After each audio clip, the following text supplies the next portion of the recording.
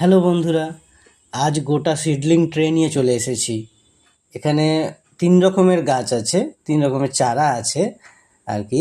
ঝিঙে, উচ্ছে এবং পুঁই। তো আজকে শুধু ঝিঙে প্লান্টিং ডে। কাল বা পরশু বা পরে অন্যগুলো বসাবো। যেহেতু সিডলিং ট্রে থেকে ডাইরেক্ট ট্রান্সপ্লান্ট করব, তাই শক একদম লাগবে না, কারণ রুট একদম ডিস্টার্ব হয়নি, গ্রোথও খুব ফাস্ট হবে। মাটি আমি আগে থেকেই লুজ করে রেখেছি, কোদাল কুপিয়ে রেখেছি এবং গোবর সার মিশিয়ে রেখেছি। আর এখানে আমি মোট 3টে গাছ বসাবো এই টোটাল জায়গাটায়, এবং 2 ফুট করে ছাড় রেখেছি যাতে সব কটা গাছ ভালোভাবে বাড়তে পারে। এবার আমি গাছগুলোতে জল দিয়ে দেব। ধীরে ধীরে আমার এই ছোট্ট জায়গাটাই একটা মিক্সড ভেজিটেবল ফার্ম হয়ে উঠছে।